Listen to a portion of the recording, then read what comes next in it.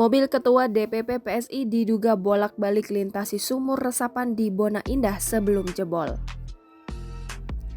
Lurah Lebak Bulus Jainuddin mengatakan pekerja proyek melaporkan ada mobil yang bolak-balik melintasi sumur resapan di kawasan Bona Indah sebelum sumur resapan tersebut jebol pada Rabu 8 Desember 2021.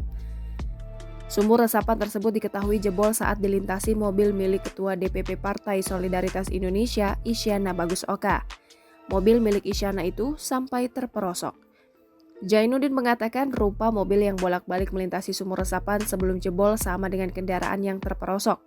Mobil itu bolak-balik setelah sumur resapan tersebut selesai diaspal. Sebelumnya, warga setempat bernama Arnold mengatakan tutup sumur resapan yang berada di lingkungan perumahan Bona Indah jebol saat dilintasi mobil pada Rabu siang.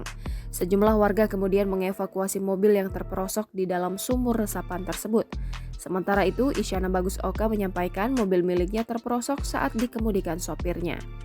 Isyana mengatakan menurut penuturan sopirnya tidak ada tanda atau garis batas di sekitar sumur resapan. Project Manager PT Arvirotek Konstruksi Indonesia M. Dedi Charles selaku kontraktor proyek sumur resapan tersebut mengatakan bahwa sumur resapan jebol karena coran belum kering. Sumur resapan tersebut baru rampung dibangun pada Minggu 5 Desember 2021 dan diaspal pada Selasa 7 Desember 2021. Dedi mengakui ketika sumur resapan jeblos saat dilintasi mobil, di lokasi proyek tidak ada tanda pembatas proyek atau pemberitahuan karena tanda pembatas tersebut diangkat sementara untuk mendokumentasikan proyek.